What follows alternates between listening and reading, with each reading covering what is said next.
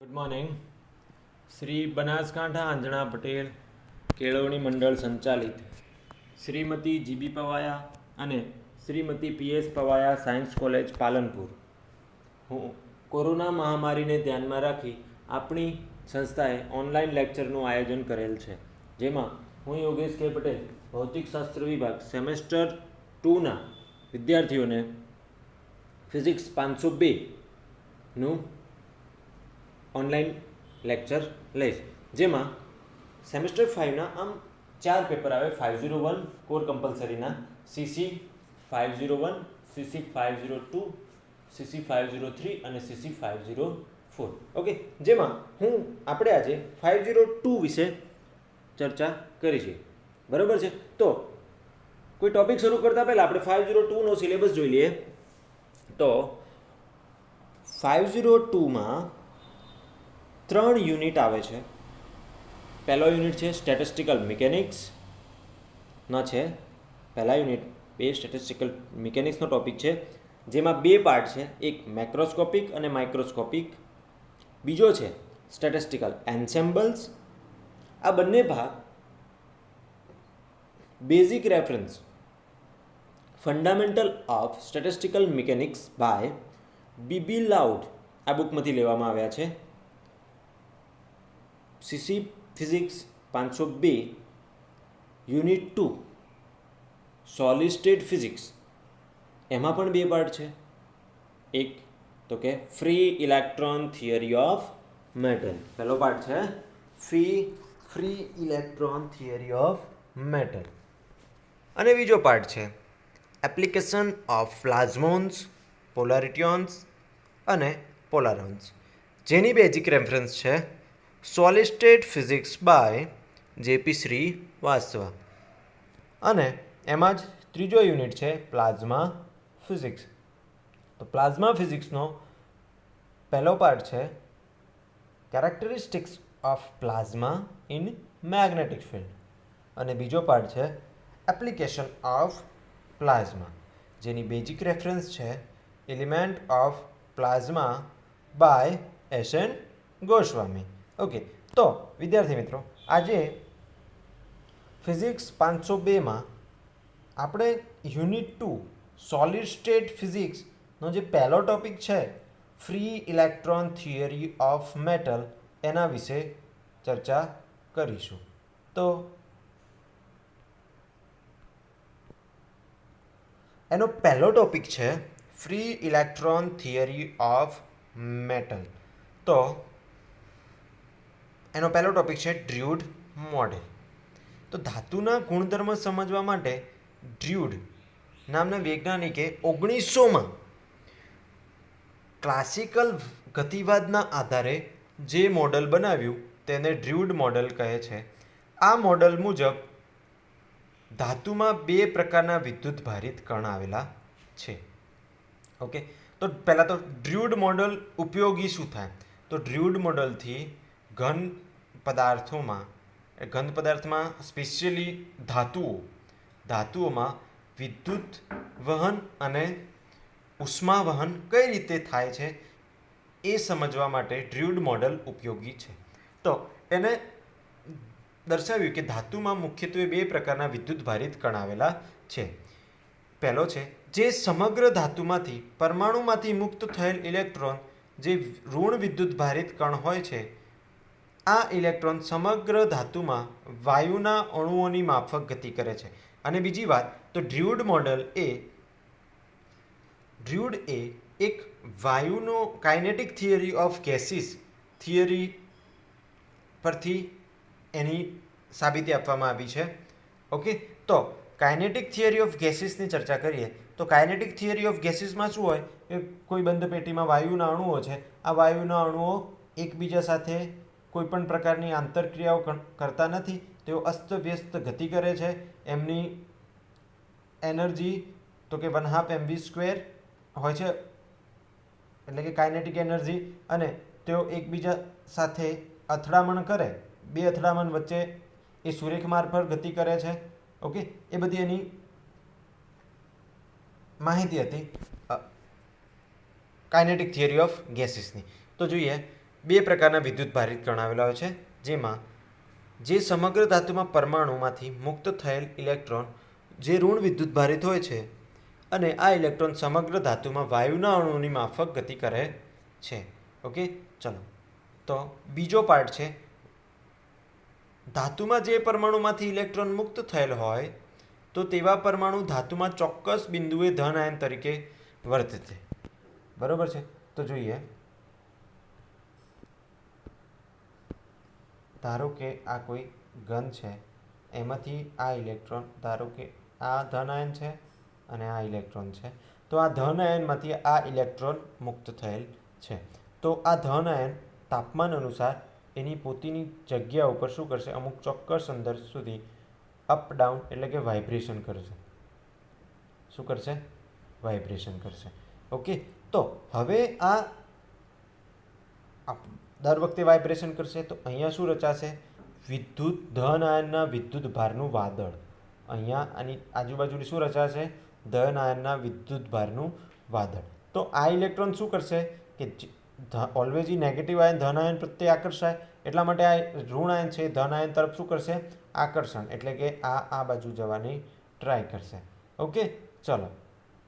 તો હવે આ એક જ ધન આયન અને એક ઇલેક્ટ્રોનની વાત કરી, આવા તો અસંખ્ય ધન આયન અને અસંખ્ય ઇલેક્ટ્રોન હશે.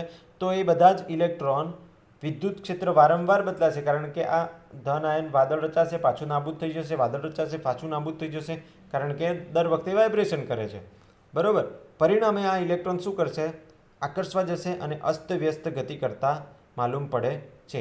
એ પણ કેવી રીતે? તો કે આદર્શ વાયુનું જે આપણે કાઇનેટિક થિયરી ઓફ ગેસ વિચારી હતી કે જેમાં વાયુના પરમાણુઓ અસ્તવ્યસ્ત ગતિ કરતા હોય છે, એવી રીતે. પરિણામે મુક્ત ઇલેક્ટ્રોનને ફ્રી ઇલેક્ટ્રોન વાયુ અથવા ફર્મી વાયુ તરીકે ઓળખવામાં આવે છે. ઓકે, તો એની હવે ડ્રુઇડ મોડેલ વિશે આપણે સમજી ગયા કે શું છે. એની ધારણાઓ છે, એને પ્રૂફ કરવા માટે. તો એની ધારણાઓ છે કે ઇલેક્ટ્રોન અને ઇલેક્ટ્રોન આયનો વચ્ચેની આંતરક્રિયાને અવગણવામાં આવે છે. ઓબ્વિયસલી બે ઋણ આયન છે તો એકબીજા સાથે શું કરશે? એકબીજા સાથે અપાકર્ષણ કરશે અને ઇલેક્ટ્રોન ઋણ આયન છે, આયન ધન છે, તો ઇલેક્ટ્રોન અને આયન ધન આયન અને ઋણ આયન શું કરશે? એકબીજાથી આકર્ષણ. તો આજે એકબીજા ઉપર ફોર્સ લગાડે છે, બરાબર છે, એ શું કરવામાં આવે છે? અવગણવામાં આવે છે. ઓકે, બાહ્ય વિદ્યુત ક્ષેત્રની અસર નીચે ઇલેક્ટ્રોન ક્ષેત્રની વિરુદ્ધ દિશામાં ગતિ કરી ધન આયન સાથે સંઘાત કરે છે. જુઓ,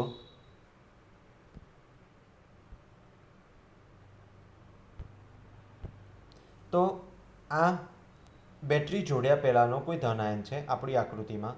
હવે હું જ્યારે એને બેટરી સાથે જોડીશ, તો ધારો કે હું અહીંયા બેટરી જોડી દઉં, તો બરાબર છે. તો આ ઇલેક્ટ્રોન કોઈ એક દિશામાં, ચોક્કસ દિશામાં ગતિ કરશે, વિદ્યુત ક્ષેત્રની વિરુદ્ધ દિશામાં. ઓકે, એની જોડે કોઈક બળ આવ્યું, ઇટ મીન્સ એના ઉપર બળ લાગ્યું, વિદ્યુત ક્ષેત્ર બળ, તો એ કોઈ એક દિશામાં ગતિ કરવા માંડશે. હવે એક દિશામાં ગતિ કરવા માંડશે એટલે કે વચ્ચે રસ્તામાં કોણ હશે? ધન આયન તો હશે જ, એના ઉપર તો કોઈ ફોર્સ લાગવાનો નથી. ઓકે, લાગશે પણ ઓછું. ઓકે, તો એના ઉપર શું કરશે? એ અથડામણ શરૂ કરશે. ઓકે, અથડામણ કરશે એટલે કે એના જે ગતિ હતી એ અસ્તવ્યસ્ત થશે.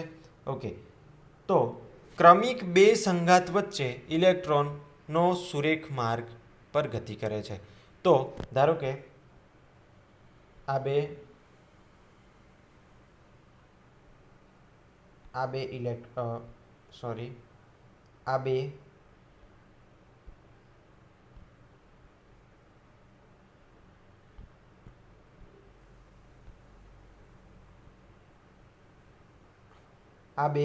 કોઈ ધન આયન છે, અહીંથી ઇલેક્ટ્રોન આવે છે, અહીંયા અથડાયા પછી ઇલેક્ટ્રોન ડિફ્લેક્સ થવાનો. ઓકે, પણ તો ક્રમિક એટલે કે ધારો કે અહીંયા કોઈ બીજો એક ધન આયન છે, તો અહીંથી અહીંયા અથડામણ થશે બીજી વખત, ત્યારે બંને વચ્ચે ઇલેક્ટ્રોન કેવી ગતિ કરશે? તો કે સુરેખ ગતિ કરશે. તેમજ સમગ્ર ઇલેક્ટ્રોનની ગતિ ઉર્જા ન્યૂટનના નિયમ લાગુ પાડી શકાય. પછી એને બીજી સાથે ધારણા શું કરી કે ઇલેક્ટ્રોન જે ગતિ કરે છે અંદર એના ઉપર ન્યૂટનના નિયમો લાગુ પાડી શકાય છે. બધા જ ઇલેક્ટ્રોન સરખા વેગ VRMS વેગથી ગતિ કરે છે. આ હતી એની ધારણાઓ. ચલો એના પછી ધાતુમાં વિદ્યુત વાહકતા ડ્રુડ મોડેલ પરથી સમજવાનું છે આપણે. તો હાલ આપણે જોઈ ગયા કે ધાતુમાં જ્યારે બેટરી જોડવામાં ના આવે ત્યારે ઇલેક્ટ્રોન ધન અવકાશમાં અસ્તવ્યસ્ત ગતિ કરતા હોય છે. ઓકે, એ આપણને ખબર છે કે જ્યાં સુધી બેટરી જોડવામાં ના આવે ત્યાં સુધી ઇલેક્ટ્રોન અસ્તવ્યસ્ત ગતિ કરતા હોય છે. એટલે કે એમનું ટોટલ સ્થાનાંતર કેટલું હોય? 0. અસ્તવ્યસ્ત ગતિ કરતા હોય છે એટલા માટે એમનું ટોટલ સ્થાનાંતર 0 હોય છે. જ્યારે ધાતુમાં બેટરી જોડવામાં આવે ત્યારે બાહ્ય વિદ્યુત ક્ષેત્ર ઉત્પન્ન થાય છે. જ્યારે બેટરી જોડવામાં આવે તો ઓબ્વિયસલી બાહ્ય વિદ્યુત ક્ષેત્ર ઉત્પન્ન થવાનું છે. પરિણામે બાહ્ય વિદ્યુત ક્ષેત્રની વિરુદ્ધ દિશામાં ડ્રિફ્ટ વેગ વીડીથી ગતિ કરે છે. ઇટ મીન્સ બેટરી જોડી એટલે ઇલેક્ટ્રોન ગતિ કરવાનું શરૂ કરશે અને વિદ્યુત ક્ષેત્રની વિરુદ્ધ દિશામાં વીડીથી વેગ કરે છે, જેને આપણે ડ્રિફ્ટ વેગ કહીશું. ઓકે, આ ડ્રિફ્ટ વેગને લીધે ઇલેક્ટ્રોન એક જ દિશામાં ચોક્કસ ગતિ કરે છે. ઓકે, હવે ધારો કે ધાતુની પ્રવાહ ઘનતા J અને રિલેક્સેશન સમય ટાઉ. ચલો, પ્રવાહ ઘનતા એટલે કે એકમ સમયમાં વાહકના આડછેદમાંથી પસાર થતા વિદ્યુતભારનો જથ્થો. વિદ્યુતભાર એટલે કે ઇલેક્ટ્રોનનો જથ્થો, જેને પ્રવાહ ઘનતા કહીશું. પણ રિલેક્સેશન સમય એટલે કે રિલેક્સેશન સમય એટલે કે બે અથડામણ વચ્ચે, ધારો કે આ ઇલેક્ટ્રોન છે, અહીંયા અથડાયો અને પછી અહીંયા, તો આ બે જે અથડામણ થવા માટેનો જે સમય છે એના વચ્ચેનો સમય, જેને શું કહેવાયશું? રિલેક્સેશન સમય, એ હશે 10⁻14 સેકન્ડ. કેટલો હશે? 10⁻14 સેકન્ડ. ઓકે, ચલો. તો હવે V = V0 + AT, એટલે કે V0 એ પ્રારંભિક વેગ હતો પ્લસ એ પ્રવેગ અને T એ રિલેક્સેશન સમય છે. અહીંયા ટાઉ દર્શાવજો તમે. ઓકે, તો ન્યૂટનના નિયમમાંથી ફોર્સ, બાહ્ય વિદ્યુત ક્ષેત્રને લીધે લાગતું force F = small e × E. Small e એ શું છે? ઇલેક્ટ્રોનનો ચાર્જ, અને F એ E એ ઇલેક્ટ્રોન વિદ્યુત ક્ષેત્ર. તો F = ma ન્યૂટનના નિયમો પરથી ma small e × capital E. તો પ્રવેગ કેટલો મળશે? A = AE/m. હવે સમીકરણ 1 પરથી તો કે V = V0 + AT હતું. અહીંયા V0 = 0 લેવામાં આવે છે કારણ કે જ્યાં સુધી બાહ્ય વિદ્યુત ક્ષેત્ર આપવામાં નથી આવતું ત્યારે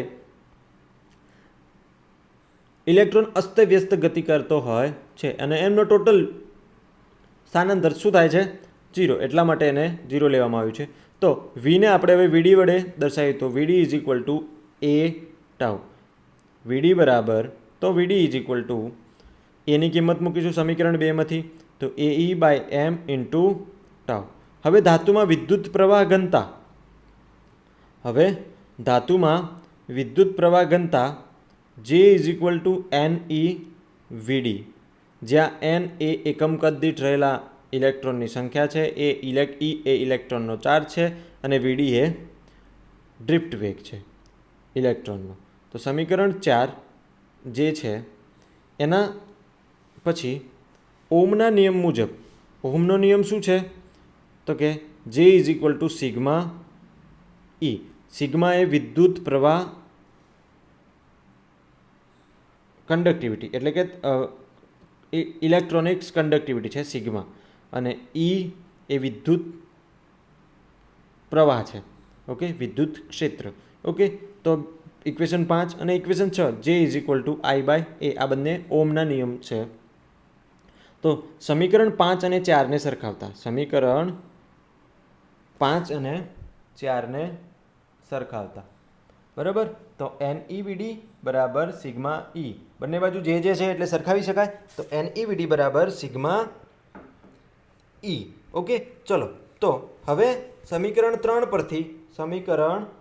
પરથી આપણે VDની કિંમત મૂકીશું આ સમીકરણમાં. તો શું મળશે? N small e × small e × capital E/m into tau બરાબર સિગ્મા ઈ. હવે આમાં શું કરીશું આ ઇક્વેશનમાં? તો કે સિગ્મા ઈને સૂત્રનો કરતા બનાવીશું. તો sigma is equal to N E square tau by M, જેને સમીકરણ નંબર 7 કહીશું. ઓકે, એના પછી સમીકરણ 7 પરથી કહી શકાય કે જે અને સિગ્મા વચ્ચેનો સંબંધ રેખીય છે. વિદ્યુત વાહકતા માટે ડ્રિફ્ટ વેગની સાથે સાથે ઇલેક્ટ્રોનની મોબિલિટી પણ જવાબદાર છે. ઇલેક્ટ્રોનની મોબિલિટી એટલે કે કોઈ ઘન પદાર્થમાં ઇલેક્ટ્રોન કેટલો મુક્ત રીતે ફરી શકે છે, બરાબર, એ ઇલેક્ટ્રોનની મોબિલિટી કહેવાય છે. જેને સંકેતમાં મ્યુ વડે દર્શાવીએ તો mu is equal to V D by E. હવે ફરીથી પ્રવાહ ઘનતાના સૂત્ર ઉપર જે is equal to N E V D. તો જે ઇઝ ઇક્વલ ટુ સમીકરણ નંબર 5 પરથી તો જે is equal to sigma E, બરાબર, અને is equal to N E V D. હવે વીડીને ઈને પેલી બાજુ લઈ જઈએ બરાબરની, અને એનીને આ બાજુ. ઓકે, તો સિગ્મા આપણ એની બરાબર વીડી બાય ઈ મળશે. તો V D by E is equal to mu મૂકી શકાય. તો mu is equal to sigma આપણ એન ઈ. માટે સિગ્મા બરાબર મ્યુ એન ઈ, જેને સમીકરણ નંબર 8 કહીશું. તો સમીકરણ 8 દર્શાવે છે કે ધાતુની વાહકતા એ ઇલેક્ટ્રોનની મોબિલિટી, ઇલેક્ટ્રોનની સંખ્યા અને ઇલેક્ટ્રોનનો વિદ્યુત ભાર પર આધાર રાખે છે. બરાબર છે? ઓકે. હવે જો ઇલેક્ટ્રોનનો ઉષ્મીય વેગ v હોય તો અને તેની સરેરાશ લંબાઈ લેમ્બડા હોય તો તેનો રિલેક્સેશન સમય ટાઉ બરાબર લેમ્બડા બાય વી, જે સમીકરણ 9માં દર્શાવ્યો છે. ઓકે, તો ટાઉની વેલ્યુ આપણે સમીકરણ 7માં શોધી રહ્યું. આ સમીકરણ 7માં સિગ્મા છે, તો એને ટાઉને સૂત્રનો કરતા બનાવીએ તો આપણને ટાઉની વેલ્યુ મળી જાય. તો ટાઉ બરાબર sigma M by N E square બરાબર લેમ્બડા બાય વી. હવે આ સમીકરણમાંથી સિગ્માને ફરીથી સૂત્રનો કરતા બનાવીએ તો N E square lambda by M V, જેને સમીકરણ નંબર 10 કહીશું. ઓકે, હવે વાયુના ગતિવાદ મુજબ ઇલેક્ટ્રોનની ગતિ ઉર્જા. ઓકે, હવે આપણે સ્ટાર્ટિંગમાં જ કીધું કે આ છે એ ક્લાસિકલ થિયરી ઓફ ગેસ સાથે સરખાવવામાં આવી છે. તો ધારો કે આ કોઈ બંધ પેટી છે, એમાં કોઈ એક અણુ છે વાયુનું, તો એક દિશામાં ગતિ કરશે ત્યારે એની ઉષ્મીય ગતિ ઉર્જા કેટલી થશે? 1/2 kBT. કેટલી થશે? 1/2 kBT.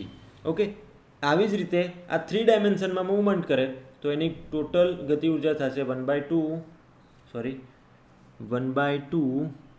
kBT plus 1/2 kBT plus 1/2 kBT.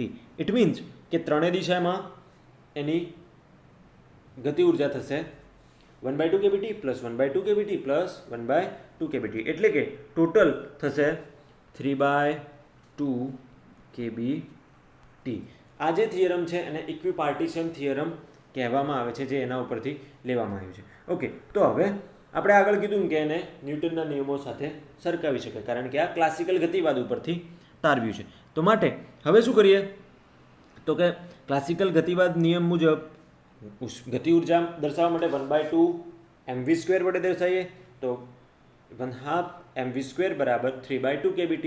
3 ડાયમેન્શનની વાયુ માટે 3 ડાયમેન્શનની વાત કરીએ, અને અહીંયા ઇલેક્ટ્રોન આપણે વાયુ તરીકે લીધો છે, ફર્મી વાયુ અથવા ઇલેક્ટ્રોન વાયુ. ઓકે, તો સમીકરણ જે આ ઉપરનું સમીકરણ દેખાય છે એ સમીકરણને m વડે ગુણતા તો શું થશે? પહેલાં તો 1/2 કેન્સલ થઈ જશે, તો m² v² is equal two 3 kBTM મળશે. ઓકે, શું મળ્યું આપણને? m² is equal two 3 kBTM. Okay, હવે ઉપરના સમીકરણનો બંને બાજુ શું કરીએ? વર્ગમૂળ લેતા, તો mv is equal two √3m kBT. તો સમીકરણ 10માં mvની કિંમત મૂકીએ. આ જે સમીકરણ છે 10, એમાં શેની કિંમત મૂકીએ? mvની. તો mv તો સિગ્મા બરાબર એની square lambda divided by √3m kBT. સમીકરણ પરથી કહી શકાય કે જે તાપમાન વધે તેમ ધાતુની વાહકતા ઘટતી જાય છે. ચલો હવે આ ઇક્વેશન પરથી કેમ વિદ્યુત વાહકતા ઘટી જાય? જેમ તાપમાન વધવાનું તેમ જે ધન આયન હતા જેમાંથી ઇલેક્ટ્રોન મુક્ત થયો તો એ પોતાની જગ્યા ઉપર વધારે ઝડપથી વાઇબ્રેશન કરશે. ઝડપથી વાઇબ્રેશન કરશે તો જે ઇલેક્ટ્રોન વિદ્યુત પ્રવાહની વિરુદ્ધ દિશામાં મૂવમેન્ટ કરતો હતો એ કરી શકશે નહીં. એમ સમીકરણ